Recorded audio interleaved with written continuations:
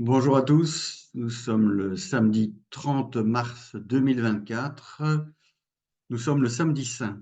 Ça me paraissait être un jour idoine, un jour de réflexion chrétienne face à la secte et son complot diabolique.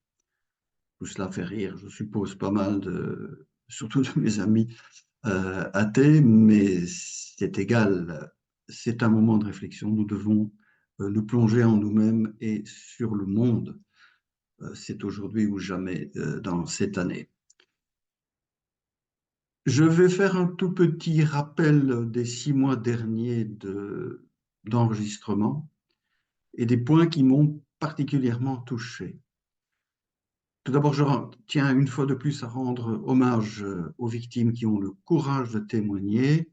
Et je témoigne une fois de plus de ma colère vis-à-vis de tous ceux qui, par des méthodes obliques, veulent toujours bien se plaindre, mais jamais témoigner. Je voudrais remercier également Anne et Bernard qui sont dans la soute en train de mettre ça techniquement au point. Je les remercie du fond du cœur. Pour ce qui est des interviews, bien entendu, toutes m'ont frappé, mais je voudrais retenir quelques lignes directrices de groupes d'interviews qui montrent bien des choses qui n'étaient pas possibles de deviner auparavant. La première chose qui m'a frappé, je vais revenir à mes phobies habituelles, c'est l'hyper-représentation de la franc-maçonnerie dans les groupes tyranniques qui s'attaquent aux victimes. On peut raconter tout ce qu'on veut, mais les francs-maçons sont guère nombreux, d'après eux en tout cas, mais ils sont surreprésentés dans des organes particulièrement malsains, des organes de pouvoir.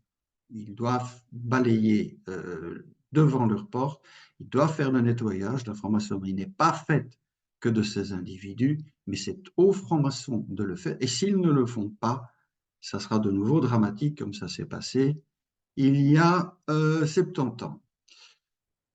Une autre communauté qu'on ne peut citer, sauf à se retrouver dans les tribunaux, est également surreprésentée. Eux aussi doivent balayer devant leur porte et faire le nettoyage, si j'ose dire, parce que sinon, ce nettoyage sera fait également comme il y a 70-80 ans.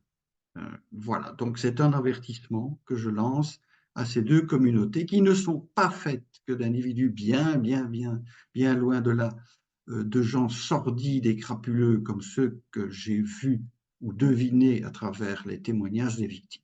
Donc, s'il vous plaît, dans ces deux groupes, levez-vous et dites, nous ne sommes pas d'accord.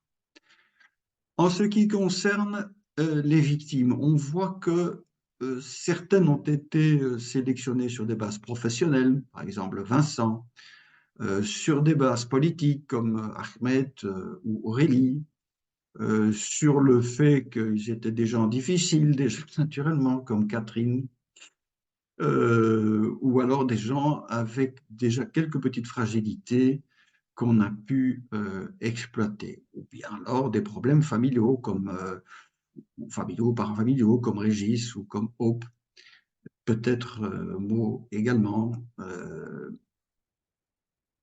Ce sont des grandes lignes de recrutement de ces malheureuses victimes. Ce qui m'a également frappé, je l'avais déjà signalé, mais je pense que c'est très important, c'est qu'il semble bien, à travers des témoignages de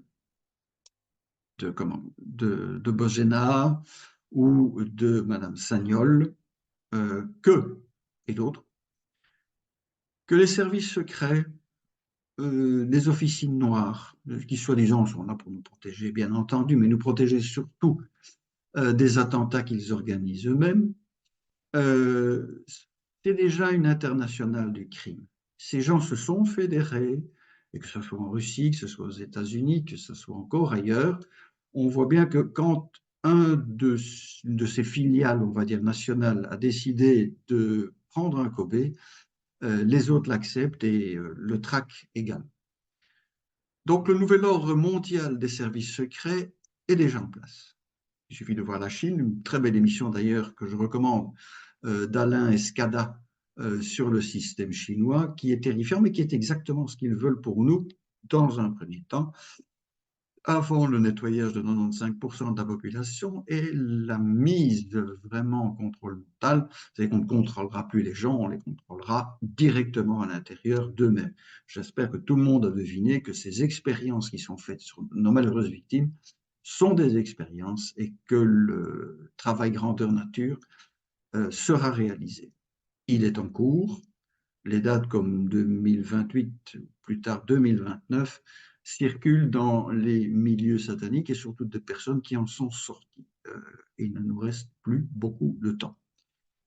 Cet international du crime montre bien que les guerres qui sont organisées, à savoir l'Ukraine, Israël, Gaza, Yémen, et probablement même la guerre civile qui est en train de se développer aux États-Unis, ne sont que de la poudre aux yeux, qu'un processus de contrôle des foules par la peur et par la guerre.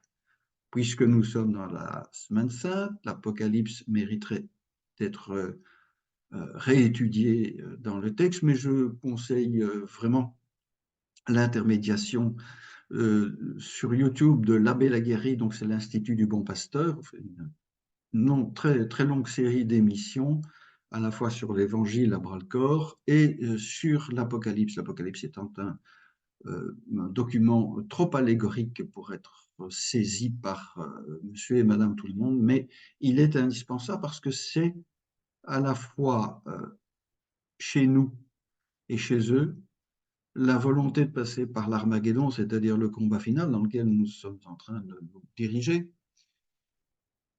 Ils veulent ce combat, je pense que nous aussi, et qu'au bout du bout, bah, il y aura le Christ ou l'Antéchrist, ça, on verra, c'est pas à nous d'en décider, mais il est évident qu'à partir du moment où les deux parties sont d'accord, entre guillemets, sur ce passage, il est inévitable, il faut s'y préparer. C'est aussi un message sur lequel j'aimerais terminer. Je le répète, nous sommes face à quelque chose d'inouï, d'impensable, d'inconcevable, et nous devons être à la hauteur de ce phénomène. Ne pas nous laisser paralyser par la peur, nous allons tous mourir un jour. Mais vivre, c'est apprendre à mourir, disaient les stoïciens, ils ont raison. Ce qui est important, c'est de se saisir de son existence, d'en faire quelque chose de propre, de beau, et d'être et de rester encore des individus, ce que les gens en face ne veulent plus. Je vous souhaite une excellente fête de Pâques.